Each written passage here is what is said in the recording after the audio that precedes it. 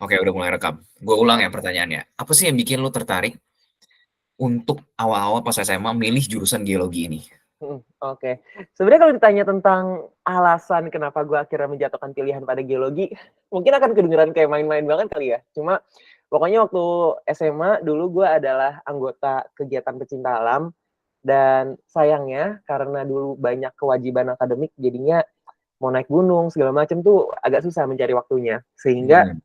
gue pikir, oh kalau kuliah kayaknya seru kalau cari yang sekalian jalan-jalan kali ya gitu. Nah, dulu tuh setelah gue mencari tahu secara lebih jauh, ternyata tuh konklusi gue berujung pada kehutanan dan teknik geologi sebagai dua jurusan yang isi kuliahnya tuh banyak jalan-jalannya gitu. Dan akhirnya gue menjatuhkan pilihan di teknik geologi sebenarnya lebih mungkin karena gue lebih tertarik dengan apa yang dipelajari kali ya. Kan kalau dalam teknik geologi itu kan yang dipelajari tentang bumi secara umum gitu kan. Dan gue ngerasa cakupannya akan lebih luas ketimbang kalau mungkin Hmm. gue masuk ke dalam jurusan kehutanan. Atau setidaknya itu yang gue ketahui pada saat itu gitu. Jadi pada saat itu ya alasannya akhirnya utamanya gara-gara pengen jalan-jalan, yang kedua gara-gara menurut gue cakupannya tuh sangat umum aja begitu. I see. Oke, jadi lu masuk geologi supaya pas kerja bisa sambil jalan-jalan gitu. Betul. Dan mungkin gue validasi ya, setelah gue kuliah 3 tahun di jurusan Ah, geologi, bener karena gak tahun ini? pertama kan TPB. Bener gak? Bener ternyata, karena hampir setiap semester ada beberapa mata kuliah tuh yang mewajibkan kita untuk ekskursi ke lapangan. Jadi ya jalan-jalannya kejawab Bener ya? gitu. Beneran gitu. Wah, gue baru tahu nih. Mungkin, mungkin Hmm. lu bisa share kayak jalan-jalan ngapain emangnya geologi? Oke. Mungkin gue akan share satu mata kuliah namanya tuh geologi lapangan. Jadi untuk lu bisa lulus dari jurusan teknik geologi di ITB, lu itu harus lulus mata kuliah geologi lapangan. Dan untuk lulus mata kuliah geologi lapangan ini, lu diwajibkan untuk pergi ke wilayah yang namanya Karangsambung. Nah, ngapain aja di lapangan? Kalau misalkan sebagai seorang calon geologis gitu ya, kita tuh di-expect untuk bisa menemukan batuan di lapangan, as simple as that gitu, nemuin batuan di lapangan. Tapi mungkin detail teknisnya lebih ke, jadi pertama kan kita nggak mungkin ya ngegali-gali di daerah rumah warga segala macam. Jadi kita mencari batuan yang istilahnya sudah tersingkap gitu. Jadi dia tuh karena ada proses natural dan sebagainya, dia itu terangkat, terus itu kelihatan di permukaan oleh kita. Nah itu yang kita cari. Terus habis itu kalau udah ketemu batuannya, kita deskripsi. Oh warnanya abu-abu, terus habis itu misalkan dia batuan sedimen, ukuran butirnya sekian dan sebagainya. Nah setelah di deskripsi, biasanya kita juga menandakan koordinatnya, terus itu nanti setelah kita balik ke base camp gitu ya ibaratnya, Hmm. kita tuh membuat peta yang isinya tuh koordinat batuan-batuan yang tadi kita udah temukan gitu. Terus itu nanti kita akan membuat semacam peta batas jenis batuan. Misalkan tadi di lapangan, oh di area yang lebih atas aku nemuin jenis batuannya itu contohnya misalkan batu pasir gitu. Terus mungkin di daerah yang lebih tengah tuh aku nemuin batu mungkin filit gitu atau batu sabak gitu. Nah, itu nanti aku di petanya tuh bikin batasnya berdasarkan koordinat batuan yang aku temukan di lapangan gitu. I see. Semoga kebayang ya. Ini dunia yang beda banget sama SMA ya. Ini beneran udah langsung masuk kayak ya geologi, geologi apa nyari batu-batuan dan gue juga masih masih masih agak bingung nih. Mungkin lo bisa share sedikit kayak geologi ini letaknya di misalnya di industri itu di mananya sih? Kayak batu-batuan ini untuk apa? Oke. Kalau misalkan kita bicara tentang posisinya di industri secara langsung, misalkan ya, Hmm.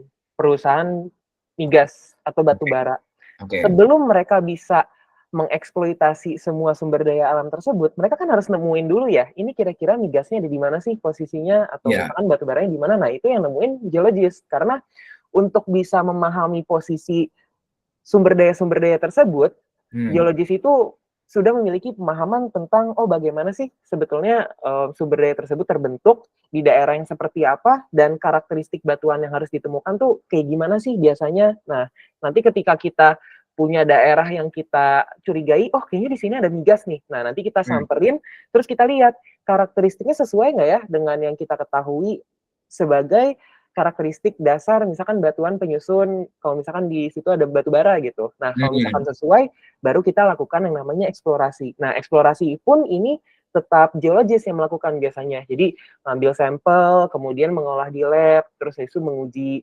sampelnya dan sebagainya, itu semua geologis yang melakukan juga. Dan setelah kita memberikan hasil, oh nih, ternyata hasilnya beneran ada batu bara, volumenya sekian. Kalau misalkan dihitung secara financialnya, dia kayaknya cukup ekonomis, berarti boleh dieksploitasi. Nah, baru nanti sisanya engineer-engineer tuh mengeksploitasi gitu. Jadi, ibaratnya nemuin harta karunnya lah gitu. Oke, jadi geologis tuh yang mencari harta karun itu ya. Exactly, betul. Nah, sebenarnya tanpa ilmu pengetahuan kita bisa aja kan coba gali-gali gitu. Tapi itu bakal banyak banget ya. Pertama ngerusak lingkungan, udah gitu jadi makin boros. Jadi bisa dibilang geologis tuh kayak ini nggak sih? Em, Memitigasi itu semua gitu jadinya.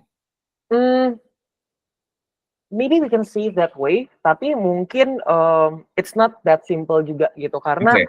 memang selama ini kan mungkin kita sudah banyak menemukan kayak penambang liar dan sebagainya yang pada Hmm. akhirnya bisa menemukan titik mereka sendiri kan. Tapi mungkin kalau geologis itu lebih ke arah kita bisa juga melakukan perhitungan prospek secara ekonomisnya. Misalkan, oh di sini kita menemukan migas gitu, atau misalkan ada tempat penyimpanan minyak lah yang terbentuk secara alami. Nah, kita tuh bisa juga menghitung volumenya, kemudian menghitung kira-kira keuntungan yang bisa diperoleh kalau misalkan itu semua kita udah berhasil eksploitasi sampai berapa gitu. Jadi bukan cuma sekedar oh ya udah ngerok-ngerok aja gitu kan Hmm. sampai habis dan kita nggak tahu akan dapat berapa, tapi dari awal sampai akhirnya tuh itu semua udah diperhitungkan secara matang dari pencariannya sampai ke perhitungan prospeknya gitu sampai akhirnya oke atau enggak untuk dieksploitasi itu akhirnya dari geologis juga yang biasanya menyarankan gitu. Oke. Gitu. Sebelum Tapi gue boleh nambahin dikit nggak, Vin? boleh. Tapi sebetulnya di geologi itu beyond that ya. Maksudnya mungkin dari tadi kan kita bahasnya tentang migas, batu bara, terus itu mungkin mineral kayak Ya. mencari nikel dan sebagainya gitu kan. Tapi it's actually beyond that. Kayak misalkan kalau teman-teman juga familiar dengan studies about fossils, itu juga geologis yang megang. Terus habis Hmm. itu kayak misalkan tentang bencana alam itu juga geologis yang megang. Dan selain migas batu bara, kita juga bisa menemukan resources untuk air tanah, air minum gitu yang tersimpan di bawah permukaan itu semua juga geologis bisa melakukan gitu. So it's actually very wide seperti yang gue bilang di awal ketika gue Oke. memutuskan milih geologi ya basically sangat umum dan sangat luas memang cakupannya gitu. Oke, jadi sampai air, sampai ke bencana, basically Earth Science ya, Earth pengetahuan tentang science, bumi dan yes. gimana dan teknik geologi itu gimana caranya menggunakan ilmu bumi ini supaya jadi benefit untuk manusia gitu ya. Yes, Jadi, tapi mungkin one of the highlights yang perlu dibedakan adalah di ITB secara spesifik itu kan di dalam Fakultas Ilmu dan Teknologi Kebumian ada 4 jurusan. Nah, ini aku baru mau jawab, Erin. Jadi, kalau bedanya dengan geodesi, geodesi itu mungkin lebih ke sebatas di permukaannya ya. Jadi dia tidak sampai ngegali-gali spesifik menentukan jenis batuannya gitu, enggak. Dia tuh biasanya lebih ke pemetaannya. Mungkin kayak misalkan yang bikin Google Map dan sebagainya. Nah, itu geodesi gitu. Secara oke, sederhananya ya. Nah, kalau misalkan oceanografi itu laut jelas implied by the name itself gitu kan. Nah, geologi di laut juga bisa main, tapi di bagian dasar lautnya. Jadi dari dasar laut ke bawah permukaan itu semua geologi yang megang. Cuma kalau udah masuk ke oke, daerah airnya itu geologi nggak bisa megang. Dan ketiga meteorologi. Kalau geologi tuh nggak bisa nyentuh lah yang ada di atmosfer gitu, yang udah di atas permukaan tanah tuh udah nggak bisa disentuh. Pokoknya geologi prinsipnya adalah dari permukaan tanah ke bawah itu yang meneliti geologi gitu kurang lebih. oke. Kita udah mulai pada nanya nih. Kita mulai dari yang paling atas dulu, satu-satu. Oke. Dari Erin.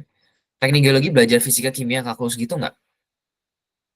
Kalau misalkan di ITB, memang di TPB-nya diwajibkan ya. Tapi kalau misalkan di jurusan diajarkan pastinya karena kan geologi ini kan prinsipnya adalah integrasi dari ketiga ilmu murni tersebut yang sudah Hmm. di masukkan dalam konteks apa ya, ilmu alam secara umum lah, geosains secara umum gitu kan. Oke. Dan yang dipelajari pun juga akhirnya sifatnya lebih kontekstual gitu, kayak misalkan mekanika tanah, itu kan jelas ada fisikanya, ada matematikanya gitu kan. Kemudian mekanika batuan gitu, itu juga walaupun Eee, tetap tentang batuan, tapi kan banyak fisika dan matematikanya juga gitu kan. Dan dalam Oke. pengolahan datanya pun geologis kan harus paham tentang, oh kira-kira kalau kita ingin tadi katakanlah menghitung prospek, perhitungannya gimana ya? Nah itu Hmm. matematika lagi, kita belajar juga statistika lagi gitu. Jadi memang akan mempelajari tapi tidak sekompleks itu, karena ibaratnya yang diperlukan aja lah yang akan diberikan dalam kurikulumnya gitu. Oke. Lanjut ke pertanyaan selanjutnya. Mhm. Dari Reza Muhammad Ilham. Kak izin bertanya, apa bedanya teknik pertambangan, perminyakan, sama geologi? Mhm. Oke. Kalau misalkan teknik pertambangan itu lebih ke engineer-nya. Jadi kalau misalkan tadi aku bilang, oh geologis itu yang nemuin. Nah, yang setelahnya memproses adalah teknik pertambangan. Jadi mereka menentukan, oh dengan jenis batuan ini, alat yang cocok adalah ini, pipa yang cocok adalah ini gitu. Hmm. Ibaratnya ya, secara umum ya, gitu. Nah, terus teknik pertambangan tuh juga bisa mempertimbangkan kalau misalkan geologis kan tadi mungkin cuma sampai prospek ya. Nah, kalau teknik pertambangan ini setahu aku tuh, bisa secara lebih jauh lagi, meninjau, tentang kira-kira nih lapangannya potensinya gimana ya, gitu. Nah, teknik perminyakan itu setahu aku mirip, tapi Hmm. bedanya kalau teknik perminyakan ini as the name implies gitu kan. Jadi, yang dipegang objeknya itu yang sifatnya minyak gitu atau secara umum fluid lah gitu. Jadi kayak misalkan untuk mengurus sistem geotermal kan itu objeknya adalah air. Nah, itu masuknya teknik perminyakan. Terus minyak bumi itu kan fluid juga. Nah, itu teknik perminyakan gitu. Jadi basically mungkin perbedaannya lebih di mereka yang udah ngolah-ngolah lah ya gitu. Nah, Hmm. geologi balik lagi ke tadi, mungkin lebih banyak berkutat di mencari barangnya gitu. Hmm. Walaupun sebetulnya geologis juga akan tetap mengawasi selama keberlangsungan eksploitasinya, tapi pada dasarnya geologis tuh, mungkin kalau dalam industri lebih banyak di situ, lebih banyak mencari. I see. Jadi sebenarnya di industri tambang dan perminyakan Mhm, itu orang-orang teknik pertambangan dan teknik perminyakan dan teknik geologi itu kayak semuanya dibutuhin tapi punya peran yang beda-beda ya berarti? yes, betul, betul sekali. Oke. Oke, semoga menjawab. Pertanyaan selanjutnya beda geologi sama geodesi tadi udah disinggung. Mhm, Kita lanjut ke pertanyaan selanjutnya. Kak, dulu ikut Olim OSN. OSN nggak? Mulai dari mhm, mulai dari geologi atau kebumian karena ada basic-nya banyak di situ, tanda mhm. tanya. Oke. Aku dulu olimnya fisika, Oke. nggak nyampe nasional lagi. Ya, tapi fisika lah dulu. Cuma kalau misalkan aku ngobrol dengan teman-temanku yang dulu adalah alumni Olimpiade Sains Nasional Kebumian, yang sekarang kuliah di geologi, mereka mengatakan kalau misalkan material di geologi itu banyak yang sudah dipelajari juga sih waktu Olimpiade Kebumian. Jadi kalau kalian ingin mendapatkan bayangan ya kurang lebih kayak materi OSN Kebumian mungkin ya, Hmm, kata mereka sih gitu. oke. Jadi sebenarnya bakal bantu banget ya kalau misalnya dari SMA udah ikut Olim kebumian. Yes, betul. Bahkan temen gue yang anak teknik lingkungan tuh juga tahu gitu loh kayak, oh kalau misalkan batuan granit tuh gini segala macam karena dia tuh alumni OSN Kebumian dan dia bukan jurusan geologi gitu, tapi dia bisa tahu sedetail itu gitu. Jadi it Iya. does help menurut gue. Oke. Lanjut pertanyaan selanjutnya dari Muhammad Ibadur Rahman Zakir. Kak Hmm. izin bertanya juga, perbedaan geomatika dan geologi. Hmm. Oke, kalau misalkan di ITB itu jadi geodesi dan geomatika itu dicampur jadi teknik geodesi dan geomatika. Terus yang dipisah itu geologi kan. Nah, kalau misalkan geomatika tuh setahu gue lebih ke balik lagi sih tadi kayak misalkan lu melakukan pemetaan surface gitu. Kayak misalkan lu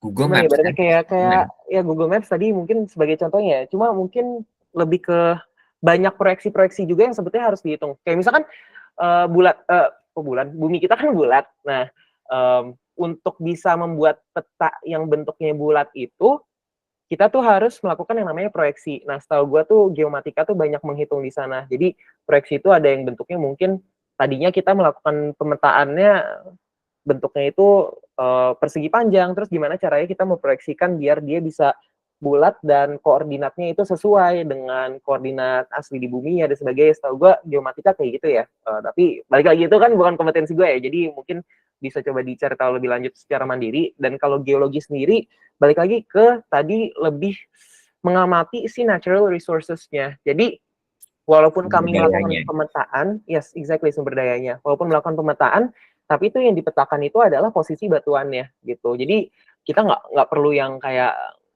bikin peta yang kompleks kayak orang geodesi ya mungkin, tapi seenggaknya kita tahu aja nih, misalkan di batas batuan A gitu adalah di garis ini sampai garis ini gitu. Itu as simple as that yang kita ketahui gitu. Jadi pokoknya lebih banyak berkutat di natural resources ini gitu. Oke, Intinya kata kuncinya kalau geologi gitu. oke.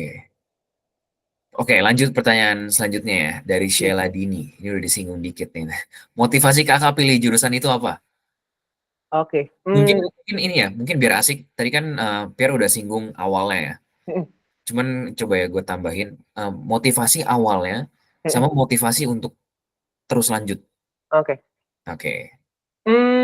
Kalau misalkan gue akan berangkat dari ketika penjurusan TPB ya, kan kalau misalkan di ITB itu kan ada 1 tahun ketika kita belum masuk jurusan teman-teman, baru di fakultas saja, Ya, kemudian setelah itu kita akan memilih jurusan mana yang mau kita masuki. Nah, kenapa akhirnya gue tetap memilih geologi? Karena menurut gue, geologi ini adalah yang, kata ya rasanya cukup umum cakupannya. Kayak misalkan tadi walaupun kita nggak belajar tentang lautnya, tapi kita bisa mempelajari sedimen di dasar lautannya. Kemudian walaupun kita nggak belajar tentang atmosfer, tapi kita bisa mempelajari bagaimana keadaan lingkungan saat ini itu mempengaruhi produk-produk geologi yang dihasilkan dan sebagainya. Dan gue rasa kayaknya sebagai orang yang pada saat itu belum tahu mau spesifik ngarah kemana, menurut gue geologi itu cocok gitu. Karena pada dasarnya gue akhirnya bisa, kalau misalkan ternyata gue tertarik dengan climate change, geologis juga bisa masuk ke sana. Kalau misalkan gue tertarik dengan katakanlah isu-isu yang berada di lautan, geologis juga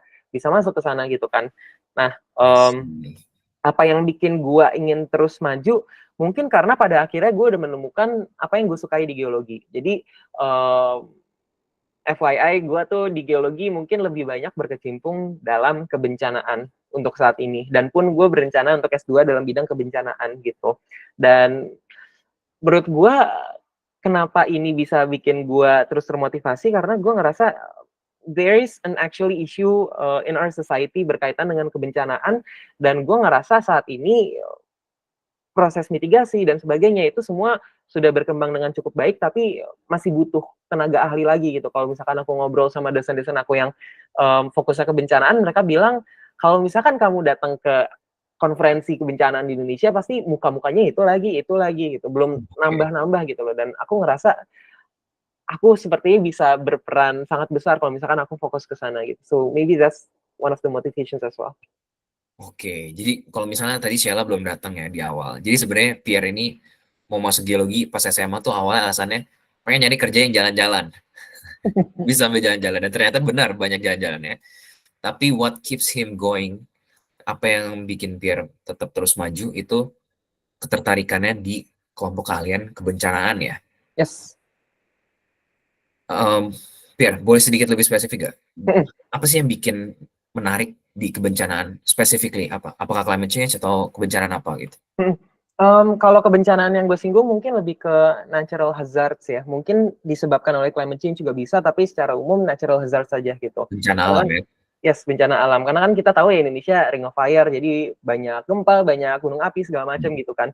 Nah, yang ingin gue pelajari secara lebih lanjut tuh sebetulnya untuk kedepannya itu lebih ke arah manajemennya. Jadi overviewing bagaimana kondisi potensi bencana di Indonesia secara umum dan kira-kira mitigasi apa yang bisa dilakukan secara kontekstual di setiap daerahnya. Tapi yang selama ini membuat gue tertarik di geologi ITB secara spesifik adalah karena ada satu dosen gue dari kelompok keahlian paleontologi dan geologi kuarter namanya. Nah, beliau ini fokus dalam mempelajari potensi bahaya tsunami di daerah Banten. Nama Hmm, lokasinya tuh Malingping kalau nggak salah gitu ya. oke.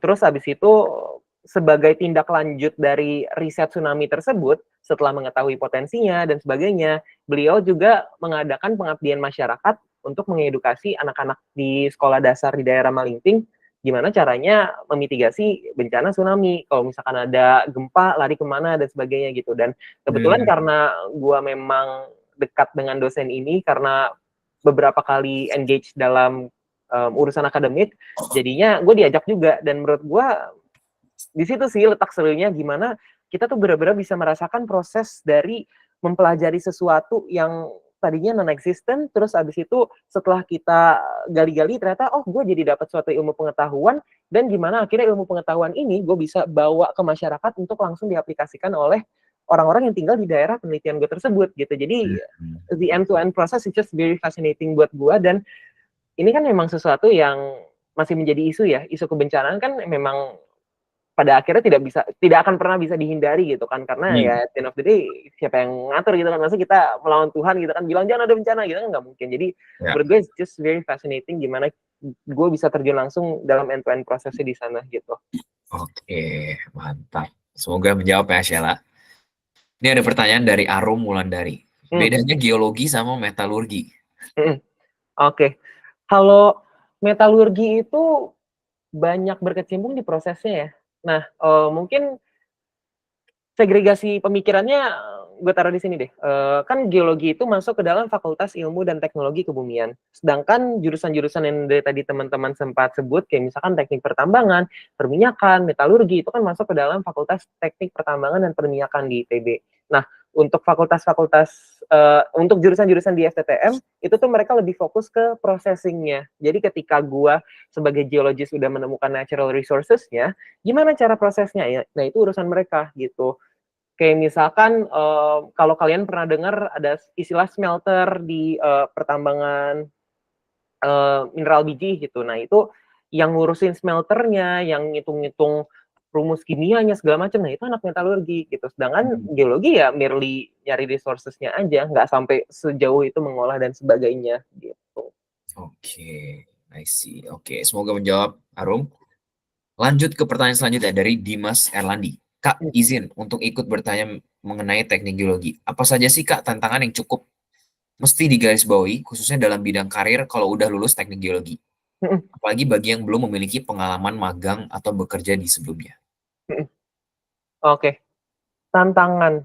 Kalau misalkan post graduation, menurut aku ya cukup umum ya, tantangannya adalah kesulitan mencari pekerjaan. Tapi gue tidak mengatakan kalau misalkan kesulitan yang dirasakan anak-anak teknik geologi ITB, seenggaknya dari yang gue lihat di angkatan gue ya, itu Hmm?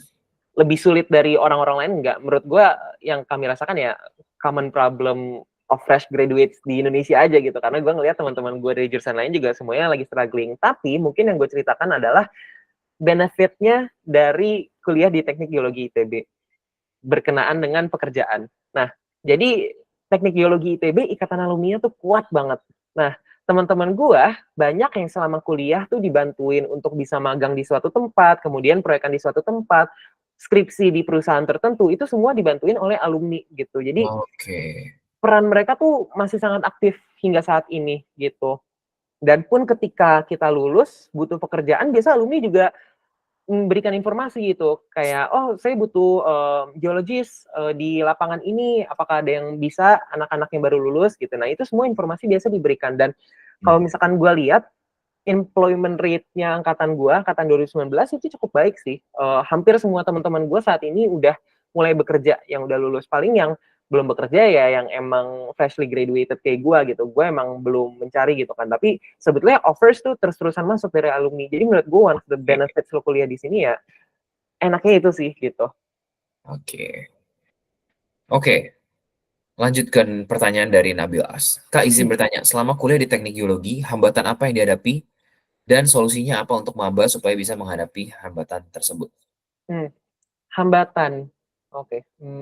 Ini mungkin gue akan quote unquote adu nasib kecil kali ya. Oke. Gue bingung kalau misalkan ditanya hambatan kuliah di geologi, karena gue ngelihat teman-teman gue di jurusan lain di ITB semuanya kayak selalu lebih struggling dibanding anak-anak geologi. Kalau gue lihat teman-teman jurusan gue, dari gue ngelihat diri gue sendiri ya, kayak gue enjoy banget kuliah. Gue nggak bohong beneran, karena semenyenangkan itu, kayak lu penat tiba-tiba ada kuliah lapangan, jadi jalan-jalan, terus saya itu di sana refreshing sama teman-teman lu sambil belajar segala macam. Jadi gue kalau ditanya hambatan tuh suka bingung sih. Tapi mungkin kalau misalkan secara substansial gitu ya, tantangan yang cukup besar sebagai geologis adalah karena kan kita banyak mempelajari hal-hal yang sifatnya di bawah permukaan. Dan itu kan biasa berkilo-kilometer di bawah permukaan kan. Kita nggak mungkin dong ngegali buat validasi, ini beneran kayak gini nggak ya di bawah permukaan gitu. Yeah. Jadinya geologi itu juga banyak interpretasinya. Nah, tantangan terbesarnya adalah gimana cara lo menguatkan ilmu-ilmu dasar lo dalam geologi sehingga argumen interpretasi lo itu bisa dikatakan valid. Nah, itu mungkin tantangan yang cukup besar juga gitu. Tapi dengan belajar apa ya, maksudnya dengan the amount of studying yang cukup, menurut gue itu juga bukan menjadi suatu halangan yang besar sih gitu. Jadi kayak all in all sebetulnya kuliah di geologi itu seneng, menyenangkan gitu. Gue bingung kalau ditanya hambatannya, that's maybe one of the challenges sih. Tapi gitulah. Oke, jadi yang penting sih if you're passionate, kalau misalnya kita seneng sama subjeknya sih, tantangan apapun itu juga bisa-bisa aja ya harusnya. Nah, about passionate kuliah di geologi, bahkan dulu waktu gue baru masuk tuh ada cutting gue yang bilang kalau lu di sini karena tersesat, lu tersesat di jalan yang benar. Karena at the end of the day, kuliah geologi tuh nggak tahu ya, kayak seenggaknya gue ngeliat teman-teman gue yang saat ini juga memilih untuk pindah haluan pekerjaan, kayak mereka nggak ngerasa geologi tuh a big burden banget buat mereka gitu loh. Mereka tetap find kuliah di geologi itu sebagai sesuatu yang seru dan menyenangkan gitu loh, in a way. Oke. I see. Nah, itu poin yang menarik. Walaupun lu tersesat, lu merasa tersesat, lu tersesat di jalan yang benar. Oke, kita lanjut ke pertanyaan selanjutnya. Dari Fateca Tirta Yuda.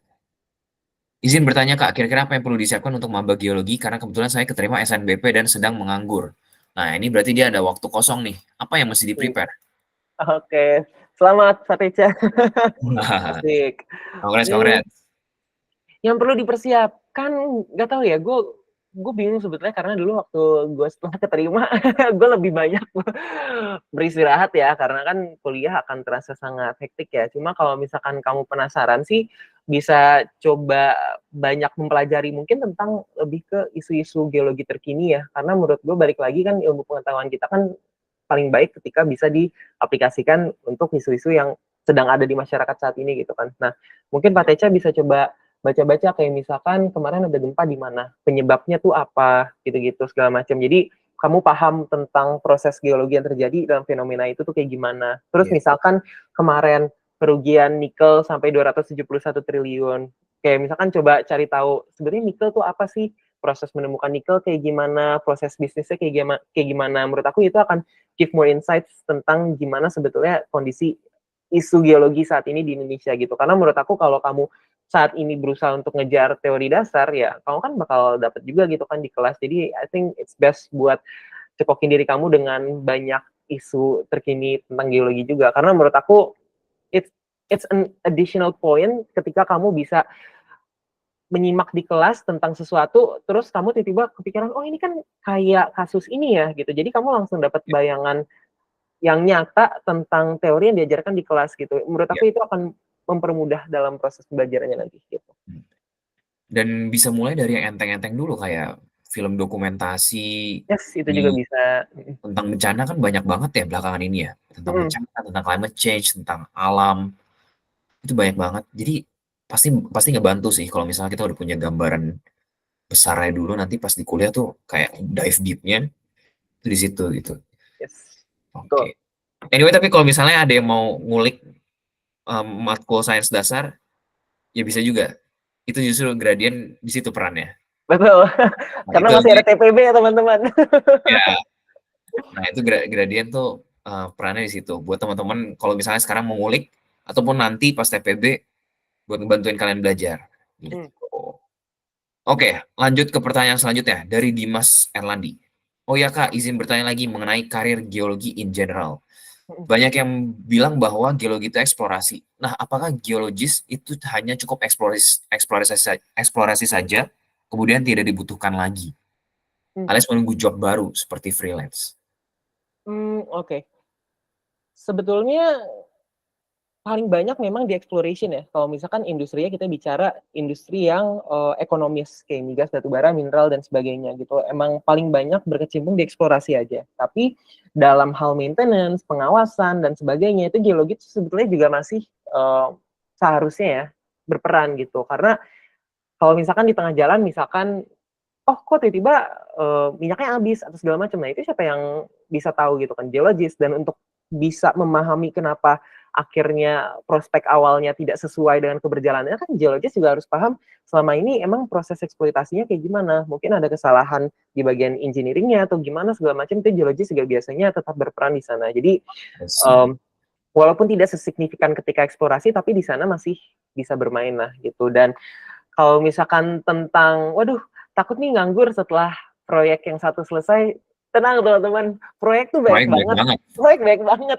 Kayak, kalau kalian mau tahu saat ini temanku ngerjain ada berapa banyak lapangan tuh banyak banget teman-teman. Jadi jangan khawatir lah tentang ketiadaan pekerjaan ini, karena menurut aku selama kita masih hidup, kita akan membutuhkan sumber daya alam, dan sumber daya alam itu bisa ditemukan oleh geologis, begitu. Yes, apalagi di Indonesia, kayak ekonomi masih ditopang banget sama natural resources. Jadi harusnya masih gede sih prospeknya. Lanjut ke pertanyaan dari Fatiana. Kak izin bertanya, untuk teknik geologi, setiap universitas apakah ada kekhususan materi? Kalau iya, untuk teknik geologi ITB sendiri lebih condong kemana ya? Oke, aku tidak pernah mempelajari secara spesifik ya tentang kurikulum di kampus lain. Tapi mungkin aku cerita tentang kurikulum di geologi ITB. Jadi kalau di geologi ITB, ada paketan mata kuliah wajib untuk setiap semesternya.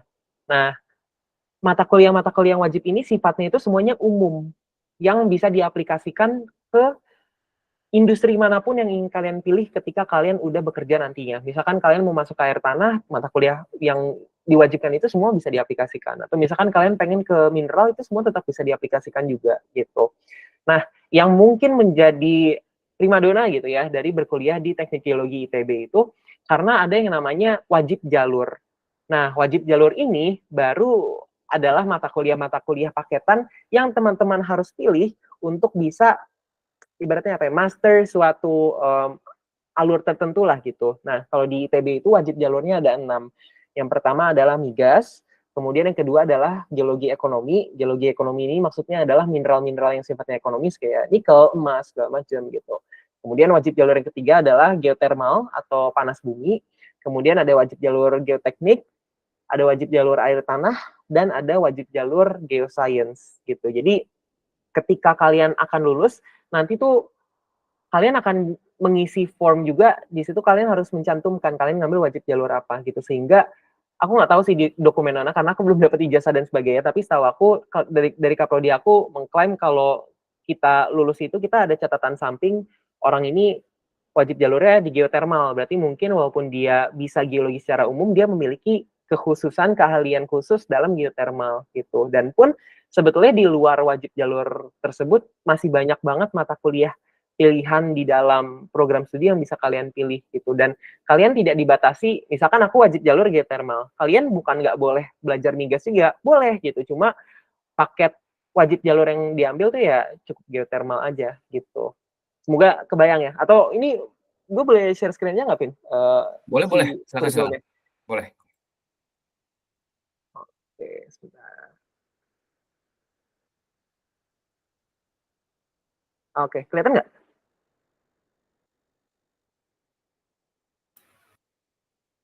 Loh, oke, udah kelihatan. Nah, nih guys, langsung dikasih lihat kurikulumnya. Oke, jadi ini tuh nanti kurikulum semester 1-2-nya setahu gue berubah. Ini TPB lah pada dasarnya. Cuma kita ngelihat mungkin dari semester 3 sampai 8 gitu. Jadi kalau kalian lihat mata kuliah di sini tuh semuanya umum yang diberikan gitu. Nah, nanti untuk wajib jalur kalian ada mata kuliah tertentu yang harus diambil gitu. Kayak misalkan aku ngambilnya geothermal, berarti aku harus ngambil geothermal borehole, geologi geothermal, sama metode eksplorasi geologi gitu. Jadi ini adalah opsi wajib gitu. Cuma kalau misalkan aku udah ngambil geothermal, aku tetap pengen ngambil geologi migas gitu, itu boleh gitu. Nah, kalau mata kuliah pilihannya itu juga masih baik banget tuh. Dan bahkan tidak terbatas pada mata kuliah S1 ya, karena di ITB itu juga ada program pascasarjana untuk teknik geologi. Kalau kalian pengen ngambil mata kuliah anak-anak S2, S3 itu juga boleh gitu. Jadi sangat luas lah opsinya begitu. Oke, semoga menjawab. Kita lanjut lagi ke pertanyaan dari Taufik Faris. Hmm. Izin bertanya Kak, apakah teknik geologi condong ke penggunaan software contohnya ArcGIS? Oke. Okay. Software tuh banyak banget yang digunakan, tapi karena disebut ArcGIS, ya ArcGIS terutama sangat dipakai karena kan sekarang kita masuk ke dalam era digitisasi ya, jadinya untuk peta geologi pun yang tadi gue bilang harus dibikin di lapangan itu semua perlu kita bikin versi digitalnya, dan biasanya kalau di geologi ITB antara menggunakan QGIS atau enggak ArcGIS gitu. Jadi sesederhana untuk bikin peta geologi sih gitu, dan untuk yang lainnya kayak misalkan memproses hasil eksplorasi gitu. Biasanya bisa digunakan juga Petrel atau misalkan Leapfrog dan sebagainya. Banyak menggunakan software kok. Tapi jangan khawatir karena di geologi ITB pun diakomodir kok pembelajaran tentang software-software tersebut dengan sangat baik menurut aku gitu. Jadi jangan khawatir lah kalau kalian sekarang masih ngerasa aduh belum jago ArcGIS nih, ntar bakal diajarin kok dari dasar banget gitu. Oh, itu bakal diajarin? Ada mata kuliahnya gitu, Per? Apa gimana? Yes, kalau untuk ArcGIS secara spesifik itu masuk ke dalam mata kuliah Sistem Informasi Geologi gitu. Jadi memang membuat Oke, peta itu akan ada praktikumnya, peta digital itu ada praktikumnya gitu. I see. Oke. Oke, lanjut. Dari Fatih Fajar. Halo Kak, gimana sistem cara belajar Kak Pierre biar ngerti ilmu kuliahnya sampai UTS UAS di Teknik Geologi ITB? Oke.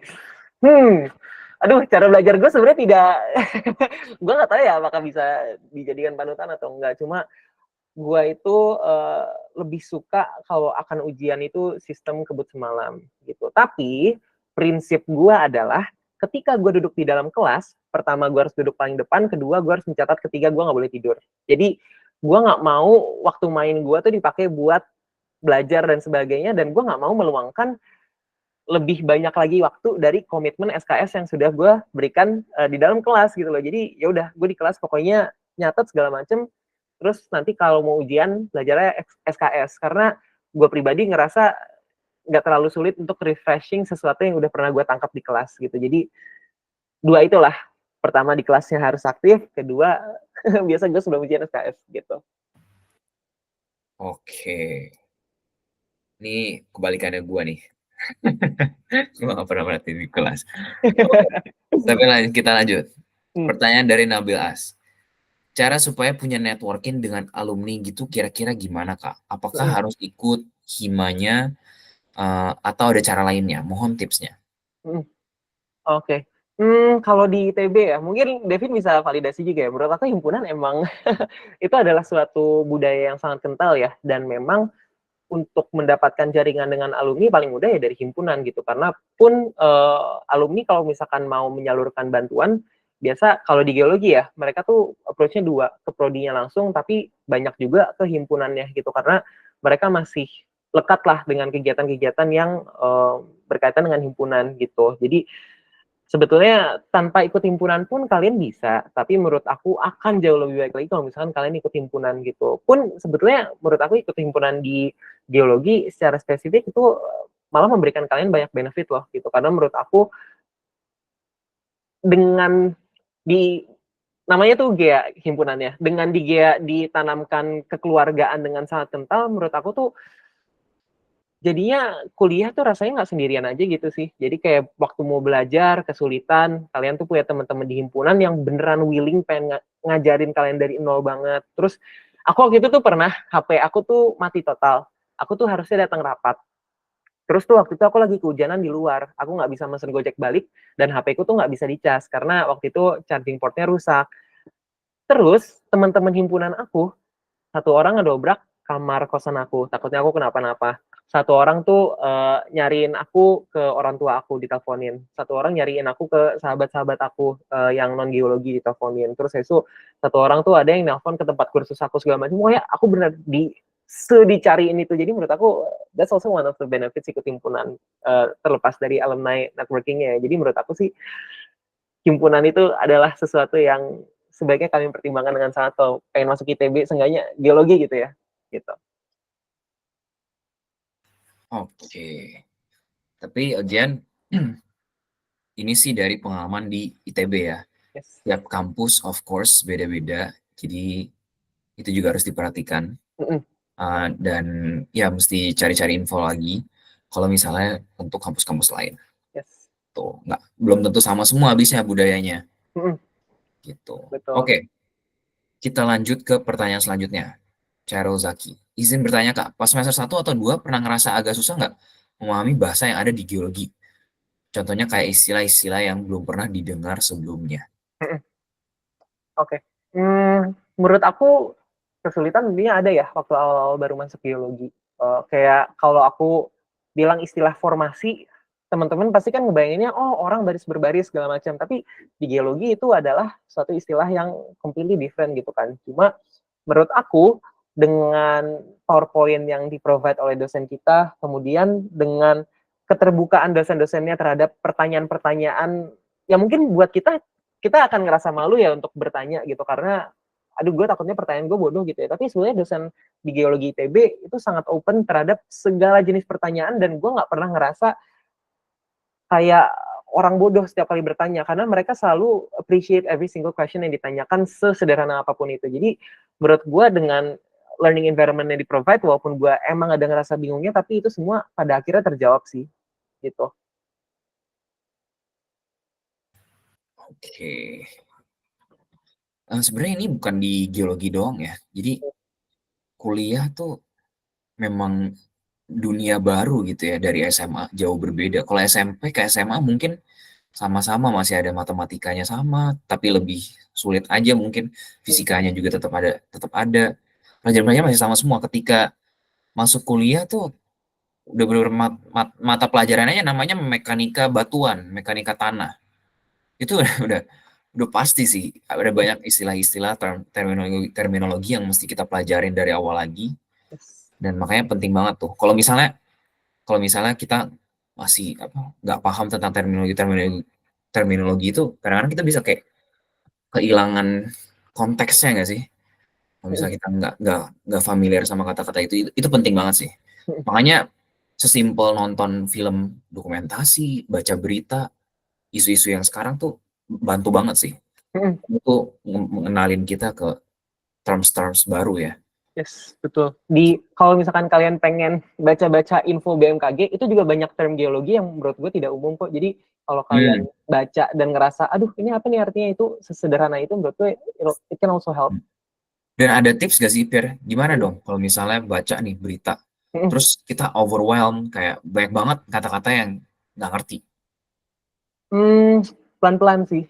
Mau nggak mau emang satu persatu harus dikulik Yes. gitu. Dan menurut gue, that's the kind of spirit juga yang harus kalian miliki ketika masuk kuliah. The Nah, curiosity itu loh. Kalian harus berani nanya di kelas, berani cari tahu ketika kalian ngerasa nggak ngerti. Jangan puas dengan dosen ngomong ini, oke. Jangan kayak gitu. Kalian harus punya skepticism untuk selalu mempertanyakan kenapa kayak gini gitu. Kalian cari tahu lebih lanjut lagi. Jadi curiosity-nya itu tetap berjalan menurut gue.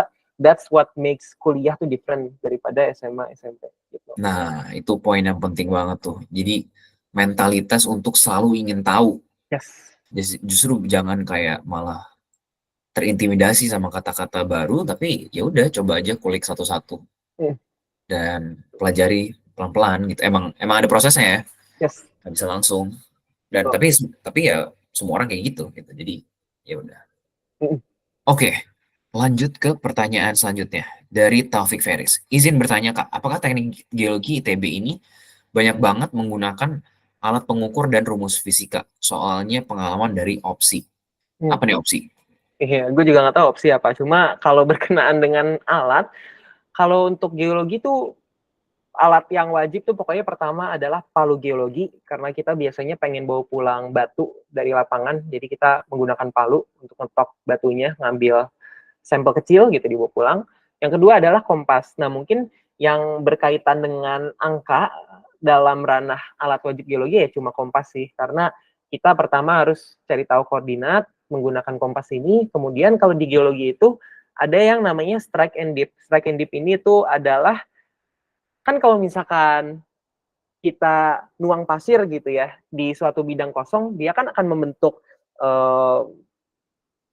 bidangnya gitu kan, kayak misalkan bidangnya lurus kayak gini, dia kan akan terletak secara merata di atas bidang tersebut kan. Nah, jadi hamparan dia pada bidang tersebut itu namanya strike, terus itu arah yang berlawanan 90 derajat terhadap strike tersebut secara umum disebut dengan dip lah gitu. Nah, itu adalah hal-hal yang perlu kita perhitungkan dengan kompas. Tapi not complicated at all kok. Nanti bakal diajarin juga konsepnya dari dasar kalau di geologi ITB, dan di geologi manapun gue yakin diajarin karena that's very basic. Terus yang ketiga adalah semacam kaca pembesar loop gitu. Terus yang keempat biasanya botol berisi HCl karena kita biasanya pengen tahu apakah di batuan yang kita amati itu ada karbonatnya atau enggak gitu.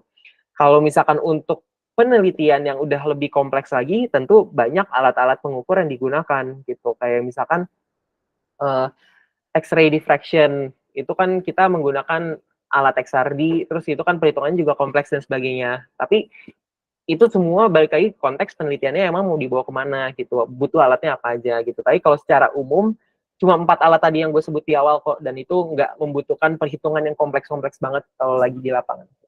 I see. Biar mungkin pertanyaan yang pentingnya juga nih tentang alat-alat ini. Ya. Di ITB tuh memfasilitasi itu nggak sih? Jadi kita bisa belajar langsung nggak? Yes. Ada semua alatnya, bakal dipinjemin juga. Jadi kalau Yeah. kalian akan ke lapangan, kalian butuh alat, itu as simple as kalian urus aja kebutuhan surat-suratnya, administrasinya segala macam. Terus ya udah tinggal minjem aja ke staff di prodiknya gitu. Oke, setauku sih teknik geologi harusnya di kampus-kampus harusnya menyediakan ya. Tapi again balik lagi tiap kampus kadang-kadang beda-beda, bisa jadi ada alat ini tapi nggak ada alat yang itu. Jadi ya itu mesti diperhatiin juga, beda-beda tiap kampus. Yes. Oke, lanjut ke pertanyaan Fatih Fajar. Izin bertanya, apa bisa berkemungkinan besar langsung mendapatkan pekerjaan yang jelas sebelum lulus kuliah? Nah ini pertanyaan sebelum lulus kuliah. Apa saja yang disiapkan dari sekarang ya Kak? Terima kasih. Oke. Terlepas dari teknik geologi, menurut gue ini sangat mungkin selama kalian memiliki ambisi untuk mengejar hal tersebut. Teman gue ada yang udah keterima di one of the top management consulting firm itu setahun sebelum dia lulus, dan acceptance letternya dia defer ke tahun berikutnya. Itu that's very possible. Teman gue di geologi ada yang keterima, di namanya itu Jacobs, dia environmental consultant. Dia tuh keterima bahkan sebelum dia sidang gitu. Terus saya itu ya udah perusahaannya nungguin aja sampai dia wisuda baru dia masuk ke dalam perusahaannya gitu. That's very possible selama kalian tuh berambisi untuk ngejar aja sih gitu. Kayak kalau gue ngambil studi kasus teman gue yang keterima di Jacobs ini, dia tuh udah menghubungi manajer di perusahaannya sejak sebelum semester dia mengambil skripsi kalau nggak salah. Dia tuh kenalan lewat LinkedIn, terus itu dia bilang dia tertarik dengan perusahaannya dan sebagainya. Terus manajernya as simple as berusaha untuk membukakan jalan buat teman gue ini, sehingga akhirnya sebelum lulus pun dia udah secure sebuah posisi di perusahaan tersebut gitu. Jadi secara umum menurut gue ini gimana ambisi lo ketika nanti ngejar aja untuk posisi yang lo inginkan tersebut gitu. Very possible kok. Oke, cuman mungkin pertanyaannya selain dari menghubungi manajer, apa aja sih yang perlu disiapkan dari sekarang? Jadi mungkin kayak dari teman-teman lu, apa yang membedakan teman-teman lu yang punya koneksi ke manajer dan diterima sama teman-teman lu yang punya koneksi manajer tapi nggak bisa? Apa yang membedakan? Apa yang perlu disiapkan buat nanti maba-maba?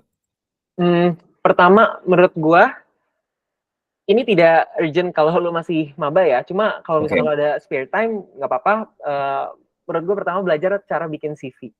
Karena menurut gue, bahkan teman-teman gue yang lulus barengan gue dan sebagainya itu banyak banget yang nggak ngerti cara bikin CV gitu loh. Mereka nggak tahu CV tuh bentuknya kayak gimana, apakah harus naruh foto atau enggak, formatnya gimana, segala macam mereka nggak tahu. Jadi menurut gue learn to make CV dan selalu perbaharui CV lo setiap kali lo mendapatkan pengalaman baru yang lo rasa CV worthy gitu. Jadi lo akan selalu punya satu dokumen yang udah langsung siap lo kirim ketika ada perusahaan yang ngomong kirim CV lo sekarang, lo tinggal kirim gitu kan.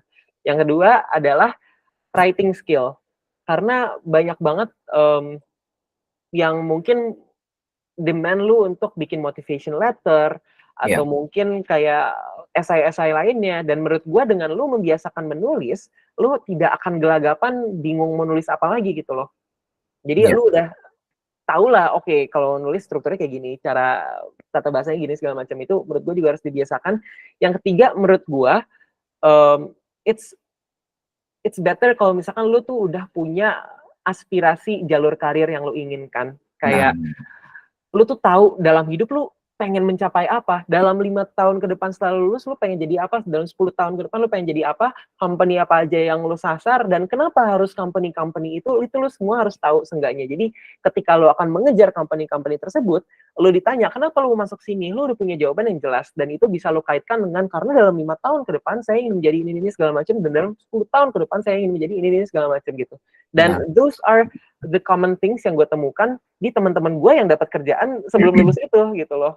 Mereka bisa secure posisi tersebut karena mereka berhasil meyakinkan pihak perusahaannya kalau misalkan gue emang pengen banget Pak kerja di perusahaan lo gitu. Jadi itu adalah salah satu hal yang juga harus banget kalian siapkan dari sekarang gitu. It's okay kalau sekarang masih ngerasa aduh tapi gimana ya caranya gue masih lulus. It's fine, it all takes time. Tapi yang penting dipikirin aja terus gimana caranya kalian punya suatu aspirasi karir yang udah terbentuk sedemikian rupa. Dan side note-nya juga adalah nggak apa-apa kok kalau di tengah jalan kalian berubah pikiran, tapi seenggaknya kalian kan udah punya antisipasi rencana yang selama ini udah kalian rancang gitu. ya. Nah itu, ini poin yang penting banget. Jadi tahu apa yang kalian mau kerjain, itu tuh bakal bantu banyak banget.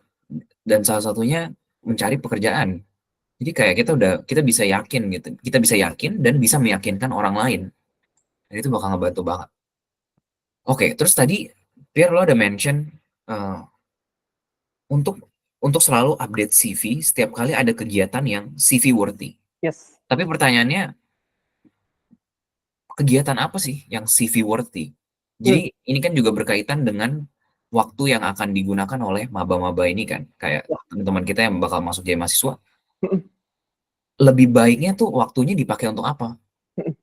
Oke. Nah, ini akan kembali lagi ke poin makanya lo harus punya aspirasi karir yang jelas. Karena ini akan menentukan kegiatan apa aja yang lo akan ambil ketika lo menjadi mahasiswa gitu. Kalau Oke, misalkan gue pribadi, gue memang tidak pernah ada rencana untuk bekerja dalam industri. Gue selalu ingin bekerja dalam dunia akademik. Gue pengen jadi seorang dosen dan gue ingin melakukan riset. Jadi gue tidak merasa pengalaman magang adalah kebutuhan signifikan untuk gue gitu. Jadi makanya dalam konteks gue lebih banyak ikutan dosen gue riset, ikutan dosen gue pengabdian masyarakat, karena buat gue di CV gue itu akan sangat membantu untuk akhirnya apply ke sekolah untuk S2, S3 dan sebagainya gitu. Dan oke. pengalaman sampingan lainnya mungkin yang menurut kalian ya balik lagi relevan sih, kayak misalkan gue ikutan himpunan karena gue ngerasa gue butuh mempertajam juga kemampuan gue dalam geologi gitu. Tapi ketika udah waktunya gue menjabat di himpunan, kira-kira posisi apa ya yang bisa relevan dengan aspirasi karir gue? Oh, ternyata gue ingin berkecimpung sebagai seorang kepala bidang materi dan metode gitu. Karena mungkin kan materi dan metode lebih banyak bicara tentang edukasi juga kan gitu. Jadi itu align dengan dream gue untuk menjadi seorang pengajar dan sebagainya. Jadi that is why it's very important buat tahu dulu lu mau ngapain in the long term biar kalian tuh bisa breakdown si goal besar itu dalam small steps yang akan kalian ambil ketika kuliah gitu. Jadi misalkan oke, gue ngerasa gue butuh ikutan student exchange, berarti kalian masukin itu dalam bucket list kalian. Gue ngerasa gue butuh ikut himpunan, masukin dalam bucket list kalian gitu. Jadi gue nggak punya jawaban yang saklek kalian harus ngapain karena itu Oke, semua kalian yang harus jawab gitu. oke, I see. Eh, Pierre, tapi Hmm. bisa share gak kayak kalau misalnya dari teman-teman lo mungkin yang Hmm. pengennya masuk industri, Yes. itu bedanya apa sih sama kegiatan-kegiatan yang lo lakukan? Hmm. Mereka ngapain biasanya? Salah satu teman gue yang udah keterima di perusahaan one of the top oil and gas industry dan sekarang setelah lulus langsung kerja di Arab, dia itu magang berkali-kali. Dia Magang berkali. gue nggak tahu dia udah magang di mana aja, kayak gue kehilangan hitungan lah. Cuma intinya dia magang berkali-kali di perusahaan geologi iya, di perusahaan non geologi iya, mengambil posisi yang sifatnya lebih manajerial karena mungkin dia banyak juga ingin mengurus manajerialnya ya di perusahaan Hmm. yang sifatnya geologi gitu kan. Nah, jadi dia memperbanyak pengalaman industrinya sehingga ketika dia lulus, dia tuh udah bisa dikatakan punya years of professional experiences juga gitu loh. Oke. Sehingga yang mau nge-hire dia pun ngerasa, oh dia udah tahu kondisi lingkungan kerja tuh gimana, orang udah magang berkali-kali gitu. Ya. Gitu. Ya magang tuh adalah inilah primadona di CV lo kalau misalkan lo biasanya mau apply kerja karena itu menjadi riwayat professional experience lo gitu, terlepas dari kegiatan lainnya yang mungkin sifatnya masih pro bono kayak di organisasi atau misalkan wajib dalam ranah akademik gitu kan gitu. Oke. Oke, ini ada pertanyaan terakhir nih dari Fatih Fajar. Hmm. Kakak selama berkuliah, berapa rata-rata waktu yang disesuaikan buat tidur dan istirahat dalam 24 jam? Aduh, uh, gue nggak tahu ya, tapi kayaknya ini adalah common experience untuk anak ITB ya. Maaf, gue tidur tuh biasa kalau misalkan lagi nggak ada apa-apa banget ya, ya mungkin 6 jam bisa, 4 jam mungkin ya. Tapi kadang kalau ada tugas, ini gue bukannya mau nakutin ya, cuma ini mungkin emang cara gue mengerjakan tugas aja. Cuma gue bisa kayak 2 hari nggak tidur, 3 hari nggak tidur gitu. Kayak gue sehari tuh minum kopi 3 gelas, per gelasnya tuh gue extra shot. Ada ini gak sehat banget sih, coba. Jadi gitulah. Jadi kalian harus menemukan balance-nya aja sih nanti. Kayak gue gak pernah nyangka gue bakal bisa begadang sampai 2 hari 3 hari. Cuma ketika ternyata gue ngerasa butuh, oh ya udah itu terjadi gitu loh. Cuma akan ada hari-hari ketika kalian masih bisa istirahat panjang kok, gitu santai aja. Oke guys, itu ini spesifik banget ya. Ini bukan tentang teknik geologi, tapi tentang teknik geologi ITB. Betul. Lagi-lagi di tiap kampus beda, tiap jurusan beda. Jadi ya take it with a grain of salt. Hmm. Oke, waktu masih ada 2 menit, tapi nggak ada pertanyaan, belum ada pertanyaan lagi. Hmm. Sambil nunggu, siapa tahu ada pertanyaan terakhir buat teman-teman yang masih ragu, jangan sampai sia-siain kesempatan ini. Langsung tanya aja, kita bakal ambil mungkin 1-2 pertanyaan lagi. Tapi sambil nunggu, sesuai janji, kita bakal ada undian door prize, subscription ke Gradient, platform Gradient. Jadi buat teman-teman yang pengen nyoba untuk ngerasain kelas-kelas kuliah tuh kayak gimana, itu bisa banget. Dan ini kita undi berdasarkan pendaftar yang daftar di sesi ini. Dan ini bakal diputar 5 kali. Nanti kita lihat dari yang pertama. Kalau misalnya yang nggak datang, kita geser ke yang selanjutnya.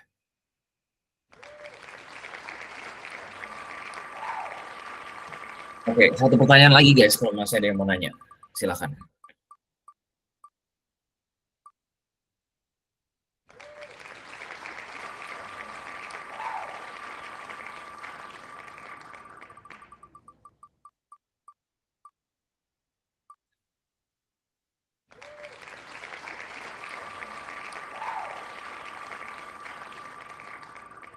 Oke, ini ya.